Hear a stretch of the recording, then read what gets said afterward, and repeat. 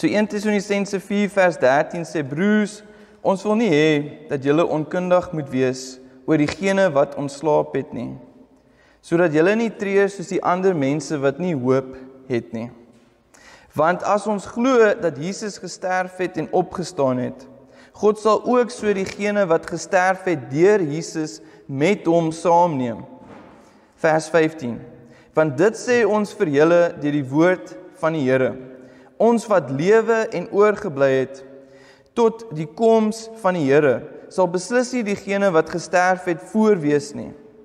Want die Here self sal met 'n luide bevel, met die stem van 'n aartsengel, en met 'n trompetgeskaal van God uit die hemel afkom. En diegene wat in Christus gesterf het, sal eerste opstaan. Daarna sal ons wat lewe en oorgebly het, saam met hulle in die wolke opgeneem word, om die Here in die lig te ontmoet.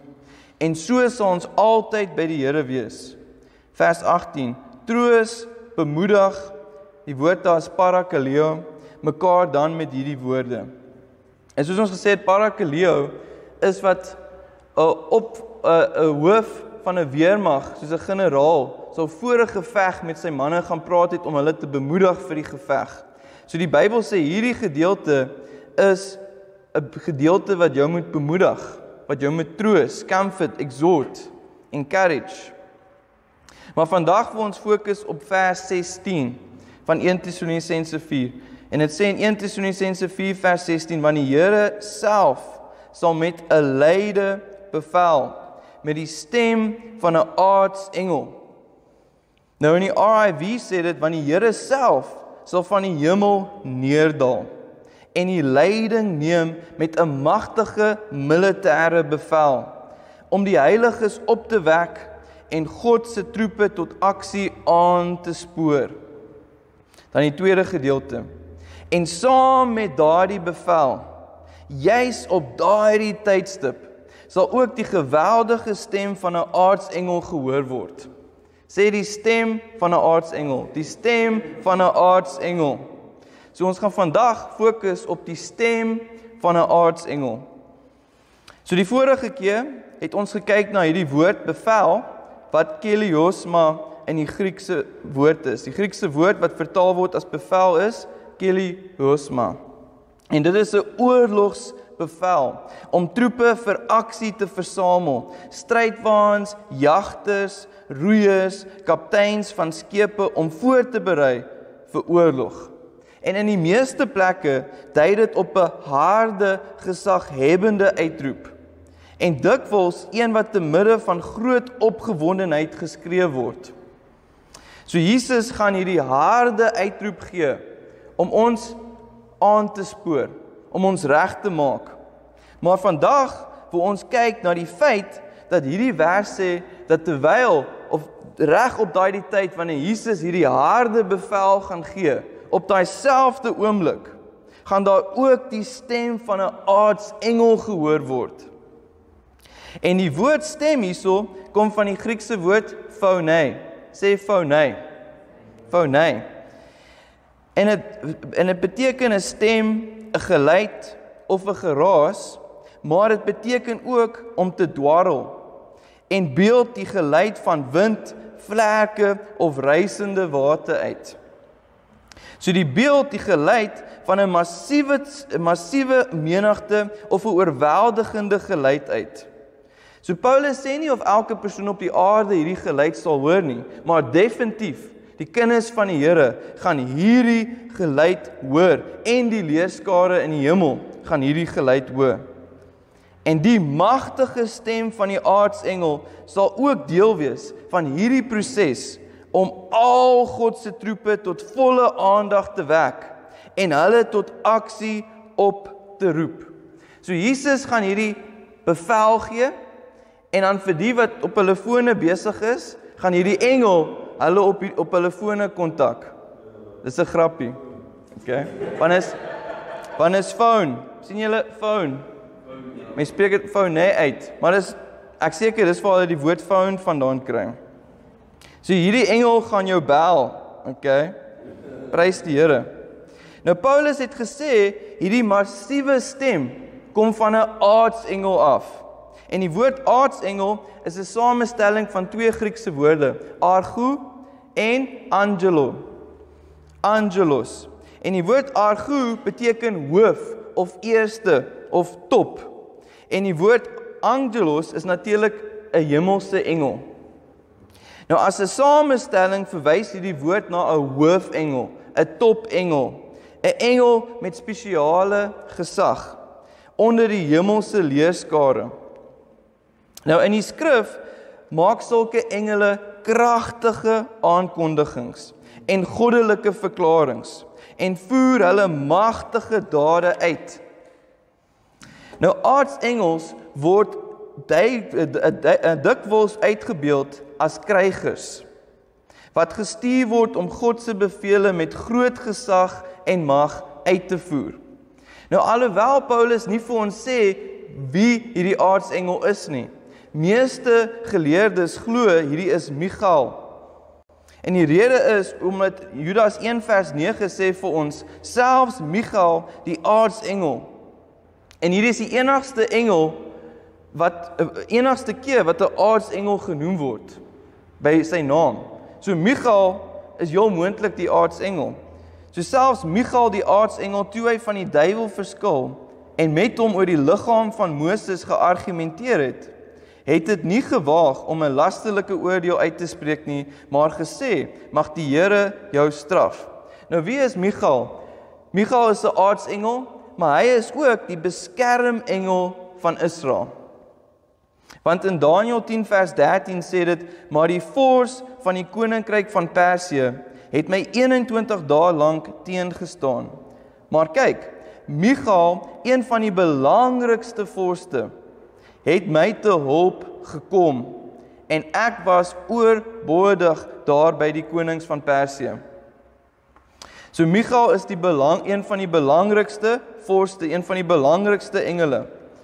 En Daniël 10 vers 21 sê, ek sal jou egter inlig oor wat opgeteken is in die geskrif van die waarheid. Daar is nie een wat my kragdadig ondersteun teen hierdie vorste, hierdie vyhandige geesmagte nie, behalwe julle vors Michael. So hy is die nasionale beskermengel van Israel. Daniël 12 vers 1 sê ook, en in die tyd van die einde sal Michael opstaan, die groot vors, wat die mense van jou, so wie is hierdie jou, van Daniël se volk, bystaan. Dit sal 'n tyd van verdrukking wees, soos daar nog nie sedert 'n nasie ontstaan het, en tot in hierdie tyd nie. Maar in hierdie tyd sal jou volk gered word, elkeen wie se naam gevind word, waar dit in die boekrol opgeskryf is. So wat sê dit?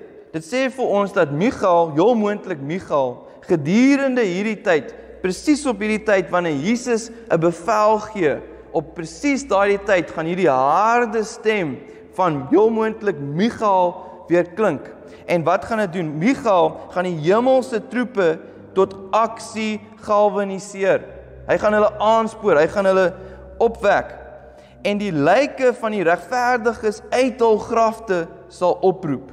En diegene wat geestelik lewend, geestelik sterk, geestelik florerend, geestelik dinamies en geestelik kragtig is, die oorblywende oorblyfsel van gelowiges, wat volhard het en steeds daar is ten tye van hierdie gebeurtenis, sal waarsku dat die lang verwagte oomblik aangebreek het om die Here in die lig te ontmoet. En diegene wat die Here met hulle hele hart soek, het niks om oor bekommerd te wees nie. Hulle sal na die Here weggeraap word wanneer hierdie gebeurtenis plaasvind. So hierdie engelstem sal ook die aankondiging laat hoor dat 'n stryd van die eeue op die punt staan om te begin. 1 Tessalonisense 4 vers 16, kom ons lees dit weer, sê, en saam met daardie bevel, hierdie keliosma, juis op daardie tydstip, sal ook die geweldige stem, die founei, van 'n aardsengel gehoor word, op presies dieselfde tyd. Nou soos ons gesê het, die Griekse woord vir stem, soos ons sien hierso is phonē. Sê weer phonē. Nou hierdie woord beteken, soos ons gesê het, 'n toon of 'n stem, maar dit kan ook beteken 'n aanspraak, om 'n aanspraak te gee. So as dit beteken 'n aanspraak, heel moontlik gaan dit wees Openbaring 12 vers 7 se aanspraak. Nou kom ons lees in Openbaring 12 vers 7. En daar het oorlog uitgebreek in die hemel. Michael en sy engele het teen die draak oorlog gevoer. Sien julle, Michael en sy engele het teen die draak oorlog gevoer. Die draak en sy engele het ook oorlog gevoer, maar was nie sterk genoeg nie. Daarom was daar nie meer vir hulle plek in die hemel te vind nie.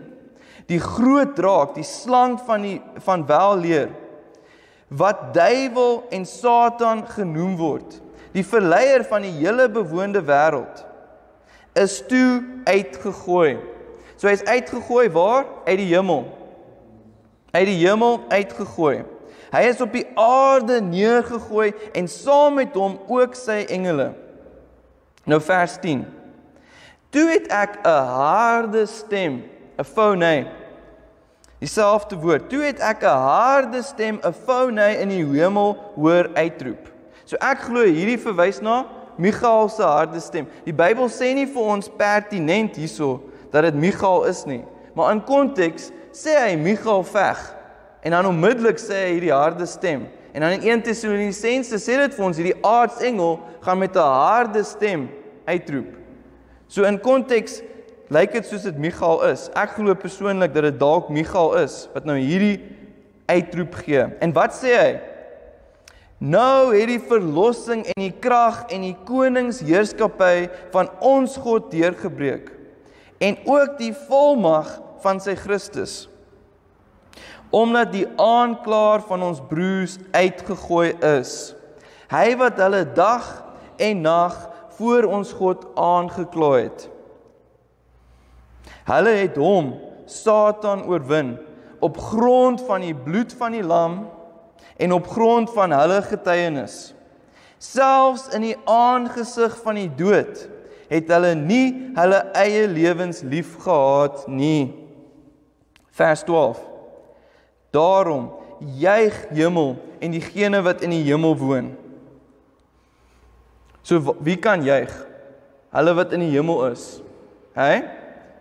Sê, wie kan juig? Hulle wat in die hemel is. Want dan sê hy, wee julle, die bewoners van die aarde en die see.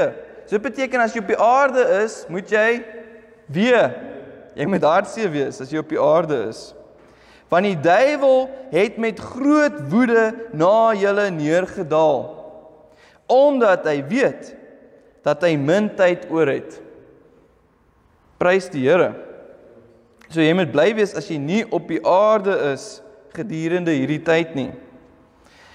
Nou, in vers 10 sê dit vir ons nie presies wanneer hierdie neerwerping van die duiwel plaasvind nie. Want in Job 1 vers 6 en Job 2 vers 1 tot 2 sê dit daar dat Satan nog steeds na die hemel toe kon gaan om Job in die hemel te kan aankla. So gedurende Job se tyd was Satan nog steeds toegelaat in die 3de hemel. Maar Jesus het gesê in Lukas 10 vers 18 dat hy gesien het hoe Satan uit die hemel neergedaal het soos 'n weerligstraal. So ons weet nou nie of in Lukas 10 vers 13 sê Jesus dit in die asof dit al klaar gebeur het of profeteer hy of is dit 'n profesie dat dit nog gaan gebeur. Maar ek persoonlik glo dat met Jesus se bloed, toe Jesus sy bloed gesprinkel het in die hemel, kon Satan nie meer toegelaat word in die 3de hemel nie. Maar waar Satan nog steeds, die Bybel sê hy's in die 2de hemel, want daar's 3 hemels, daar's die 1ste, 2de en 3de hemel. Die 1ste hemel is ons atmosfeer, hierdie hemel. En die 2de hemel is, ek sal sê dat die galaksies en die 3de hemel is natuurlik waar God se troon is. So Satan is nie meer toegelaat in die 3de hemel nie, maar hierso beskryf hy vir ons dat in die 2de hemel gaan daar 'n oorlog plaasvind en Satan gaan uit die 2de hemel aarde toe gestuur word, uitgegooi word of geskop word. Michael gaan hom gryp en hom afskop aarde toe. So vers 11 sê vir ons, voordat die wegraping plaasvind, hoe oorwin ons die duiwel? Hy sê vir ons hier, hulle het hom oorwin. Hulle het hom oorwin. Wie sê die hom? Satan. Hulle het hom oorwin. Sê hom. Dis Satan. Hulle het Satan oorwin. En hoe oorwin die gelowiges die duiwel? Ons het 3 wapens hier. Die bloed van Jesus en die woord van hulle getuienis. Sê die bloed van Jesus. En die woord van hulle getuienis. Maar die bloed van Jesus bereik nie hierdie oorwinning alleen nie. Dit moet gekoppel wees aan die woord van jou getuienis. So Romeine 10 vers 9, jy moet jou hart vir Jesus gegee het. Anderste gaan die bloed van Jesus nie vir jou kan werk nie. So natuurlik is hierdie net vir gelowiges wat hulle hart vir Jesus gegee het. Romeine 10 vers 9 sê dat jy moet glo met jou hart dat Jesus uit die dood opgestaan het en jy moet bely dat Jesus Christus jou Here is. Halleluja. Maar dan let ook op dat diegene wat die duiwel oorwin nie net die bloed pleit en nie net hulle harte vir Jesus gegee nie, maar dat hulle ook bereid is om vir Jesus te sterf. Hulle lewens nie lief gehad het tot die dood toe nie. Kom ek lees dit vir julle uit die boodskap uit. Dit sê, hulle het hom behoorlik gewen. Ek like dit, hulle het hom behoorlik gewen. Hulle het die duiwel behoorlik gewen. So as jy voel soos jy wen nie die duiwel behoorlik nie, dan moet jy luister, hierso gee hy vir jou die antwoord, hoe om die duiwel behoorlik te wen. Hulle wapens was die bloed van die lam, en die boodskap wat hulle met soveel oortuiging aan ander vertel het. Alles het nie net vir hulle om hulle self gedraai nie. Hulle was bereid om tot die dood toe met hierdie wapens te veg. Die Bybel vir almal sê, maar die gelowiges het die Satan oorwin, omdat die lam gesterf het, en omdat hulle vir almal vertel het, wat hulle geglo het. Ja, hulle was nie bang, toe die mense hulle doodgemaak het nie. Party mense sal sê, ek is nie bang om self te sterf nie, maar ek sal bang wees as hulle my vrou of kinders gaan doodmaak. Jy moet op 'n punt kom waar die Here vir jou eerste is. Selfs al maak hulle jou vrou en kinders dood, sal jy niks doen om die Here te verraai nie. So diegene wat die Here nie meer lief het as hulle eie lewens nie, sal altyd sukkel om die duiwel te oorwin. Ek glo persoonlik dat hierdie uitspraak van Openbaring 12 vers 7 ensovoorts is van die aartsengel Michael. Die aartsengel Michael is die een wat by die wegraping, by hierdie geleentheid, hierdie uitroep gaan gee, hoe die Christene die duiwel oorwin het. En ek glo dis in konteks. So kom ek lees vir julle weer uit die RIV, 1 Tessalonisense 4 vers 16 in die RIV sê, want die Here self, sê self, so die Here self gaan afkom, en hy gaan hierdie bevel gee, want die Here self sal van die hemel neerdal, en die leiding neem met 'n magtige militêre bevel, om die heiliges op te wek, en God se troepe tot aksie aan te spoor. En dan, tweede gedeelte, en saam met hierdie bevel, sê saam, ons sal dalk in 'n volgende preek, sal ons wys dat die Here praat altyd met ons, van onder die vlerke van die cherubs. Wat is in Afrikaans weer cherubs? Ek weet nie, gerubs. Die gerubs, die cherubs, dis nou die aartsengele. Die Here praat altyd met ons van onder die vlerke van die aartsengele, want as jy kyk na die ark van die tabernakel, het jy die mercy seat. En dan sê die Here, ek sal met julle praat van bo die mercy seat, bo die versoensteksel. Maar nou wat? Jy het die versoensteksel en dan het jy die vlerke van die aartsengel. So hy praat met jou onder die beskerming van die aartsengel en bo die bloed wat gepleit was, die bloed wat vergiet was op die versoensteksel. So hy sê dan, en saam met daardie bevel, juis op daardie tydstip, sal ook die geweldige stem van die aartsengel gehoor word. Kom ek lees dit vir julle uit die Engels uit. Party mense hoor dit 'n bietjie beter in die Engels. For the Lord himself will descend from heaven and take charge with a mighty military command to arouse the saints and galvanize God's troops to action. And along with that command, precisely at that time, will also be heard the immense voice of an archangel. Nou wat gaan hierdie archangel, wat gaan hierdie aartsengel verklaar? Wat gaan hy uitroep? Wat gaan hierdie voice sê? Ek glo dalk hierdie woorde. Heel moontlik is dit hierdie woorde. Revelation 12 verse 11 in die Amplified. And they overcame and conquered him because of the blood of the Lamb and because of the word of their testimony. For they did not love their life and renounce their faith, even when faced with death. En die message sê, they defeated him through the blood of the Lamb and the bold word of their witness. They weren't in love with themselves. They were willing to die for Christ. Prys die Here. So ek glo hierdie is die presiese woorde wat die aartsengel gaan uitroep. Prys die Here. So verklaar saam met my. Kom ons sê hierdie saam. Ek het Satan oorwin deur die bloed van die lam en deur die woord van my getuienis.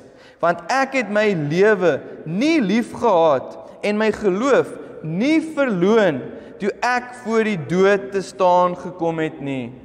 Prys die Here. En ek was nie verlief op myself nie. Ek was bereid om vir Christus te sterf. Nou in ons konteks is dit partykeer nog moeiliker. Want ons hoef nie fisies partykeer te sterf nie. Daar's heel moontlik nie iemand wat 'n geweer by jou kop gaan hou en gesê verloon Jesus of ek skiet jou dood. Dis baie maklik want jy hoef net 'n kort tydjie braaf te wees, dan is dit verby. Okay? Maar met ons is dit dalk net die kollega gaan sy oor rol of die ouens gaan nie by jou sit of wat ook al. Dis partykeer hierdie klein goedjies wat nog 'n bietjie erger is. Want as dalk iemand doen iets of sê iets en jy's te bang om te sê jy stem nie saam nie. Maar die Bybel sê jy moet die Here meer lief hê as jouself. En jy kan alles sê in liefde, maar jy hoef nie ook te veg nie, want die Bybel sê jy moet nie op 'n dwaas se vlak kom nie. Maar jy moet ten minste vir die dwaas sê jy stem nie saam met hom nie. So jy hoef nie met die dwaas te stry nie. Maar jy moet ten minste vir hom sê, nee, ek stem nie saam met jou daaroor nie. Alles se dink die dwaas, almal stem met hom saam. Nou ek wil hierdie volgende storie vir julle vertel, sodat julle leer uit my foute uit. So ek en my pa bid elke dag saam. Of ons probeer regtig om elke dag saam te bid. En ons is baie kere baie getrou om elke dag saam te bid. En dan wie bid ons? Ons bid vir elkeen van julle. Ons bid vir die kerk, ons bid vir elkeen van julle op die naam, en pertinent pleit ons die bloed van Jesus oor elkeen van julle, en oor alles wat met julle te doen het. Want soos ons gesien het, hoe oorwin ons die duiwel? Met die bloed van die lam, deur om die bloed van die lam te pleit. En ons bid nie net vir mense in ons area, baie kere sit die Here op ons hart, sekere mense in die wêreld, soos byvoorbeeld 'n paar maande terug, lank terug het die Here vir my op my hart Charlie Kirk op my hart gesit om vir Charlie Kirk te bid. En ek en my pa het baie getrou elke dag vir Charlie Kirk gebid en die bloed van Jesus oor Charlie Kirk gepleit. En ons het getrou elke dag die bloed van Jesus oor hom gepleit Toe, die dinsdagoggend, het ons nog steeds die bloed van Jesus oor hom gepleit. Maar die volgende dag, daai woensdagoggend, toe is ek siek, en toe is ek laat vir werk, en toe het ek nie tyd gehad om die bloed van Jesus vir Charlie Kirk te bid nie, te pleit nie. En toe daai selfde dag is hy doodgeskiet. So, julle moet leer uit my foute uit. Jy moet julle lewens nie so veel ag, jy moet nie so lief wees vir jouself, dat as die Here iemand op jou hart sit, om die bloed van Jesus oor daai persoon te pleit, dan moet jy dit doen. En 'n goeie voorbeeld is, daar was hierdie onderwyser, wat by die skool gesien het, hierdie een dogtertjie was nie in sy klas nie. En toe sê hy soos, hy het niks daarvan gedink, die wat kinders skiep skool, jy weet, of hulle is siek, of hulle, wat ook al, hulle het nie, hulle huiswerk gedoen nie, so hulle het nie klas toe gekom nie. En in elk geval toe, daai middag, toe sit hy by die huis, en toe bid hy, en hy werk, en wat ook al, toe voel hy ewe skielik, hy moet vir daai dogtertjie bid. En toe weet hy nie wat om te sê nie, so toe sê hy net, Here, ek pleit die bloed van Jesus oor daai meisiekind, hy noem haar by die naam, hy sê, ek pleit die bloed van Jesus oor haar, en oor haar lewe en alles, en toe gaan hy aan. Daai volgende dag, toe is daar polisiekarre by die skool, en klomp, jy weet, wat rakkes, wat klomp opvoering, weet, intense goed gebeur by die skool. Toe was daai dogtertjie geontvoer deur 'n serial killer. En hy was op pad om haar as 'n offer te gee aan sy gode of wat ook al. En toe ewe skielik, net voordat hy op pad was om haar dood te maak, toe sê hy, hierdie gode wil jou nie meer hê nie. En toe gooi hy haar uit die gebou uit en toe loop sy weg. Maar wat het gebeur? Toe die onderwyser die bloed van Jesus oor die kind gepleit het, toe kon hy nie meer iets aan die kind doen nie. So, dit wys jou, as die Here iemand op jou hart sit, pleit die bloed van Jesus oor daai persoon. So pleit die bloed van Jesus oor jouself, pleit die bloed van Jesus oor jou vrou, pleit die bloed van Jesus oor jou kar as jy bestuur, pleit die bloed van Jesus oor wie ook al en wat ook al ding die Here op jou hart sit. Prys die Here, want die bloed van Jesus is ons wapen. En nou dink jy, daai ou het toe al voor daai meisie klomp kinders doodgemaak. En hoekom was daai kinders doodgemaak? Want niemand het vir hulle gebid nie. Maar toe hierdie onderwyser die bloed van Jesus oor daai kind gepleit het, toe wat? Toe kon die engele iets doen.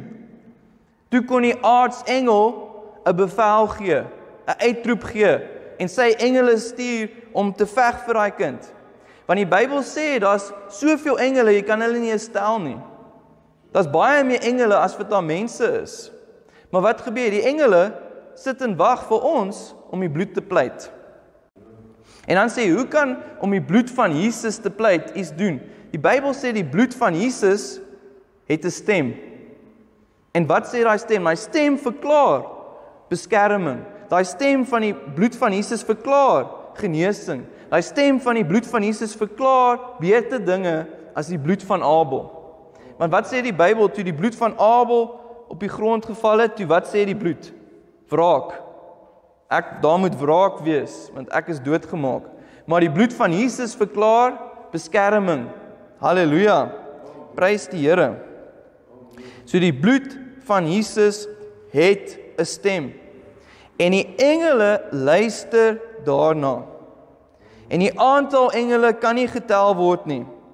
Hulle wag vir ons om die bloed van Jesus te pleit. Halleluja. Nou sê jy, hoe pleit jy die bloed van Jesus? Omdat jy, soos ek gesê het, omdat jy die woord van jou getuienis het, omdat jy jou hart vir Jesus gegee het, jy is wedergebore. Jy is 'n kind van God, Jesus is jou Here. Wat sê jy? Jy sê, dankie Here Jesus, ek pleit die bloed van Jesus oor hierdie ding. Pleit die bloed van Jesus oor my vrou, in Jesus se naam. Halleluja. Prys die Here. Amen. Julle kan die seëning ontvang. Yevarechecha, Yahweh v'yishmarecha. Ya'er Yahweh penav elecha v'chuneka. Yesa Yahweh penav elecha v'yasem lecha shalom. Baie dankie Abba Vader dat U ons beskerm en ons seën.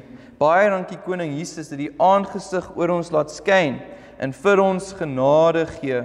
En baie dankie Heilige Gees dat U verhef U aangesig oor ons en U gee vir ons U vrede, Shalom.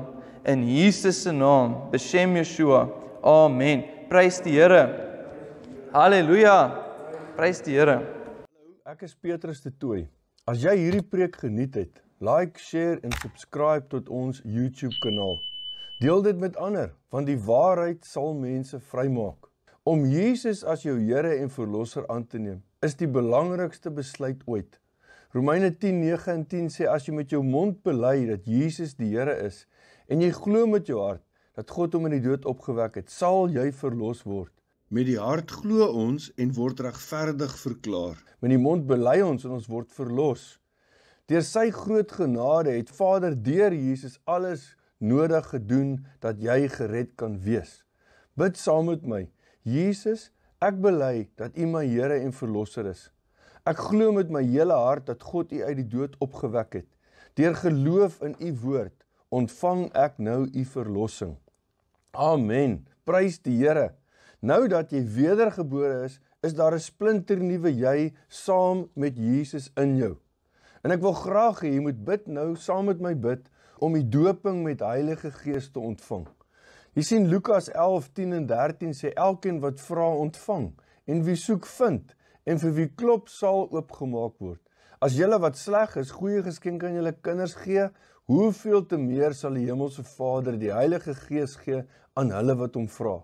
Al wat jy doen is dus om te vra, te glo en te ontvang. Bid saam met my. Vader, ek bely dat ek U krag deur Heilige Gees nodig het om die nuwe lewe as U kind saam met U te lewe. Vul my Here met U Heilige Gees.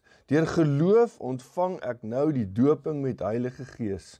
Dankie Heilige Gees dat U nou vir altyd in my lewe. Amen. Aanbid nou die Here en laat toe dat vreemde lettergrepe en klanke wat jy self nie verstaan nie, uit jou binneste borrel. Spreek hulle in geloof hardop uit en word opgebou in jou geloof. Maak nie saak of jy enigiets gevoel het nie.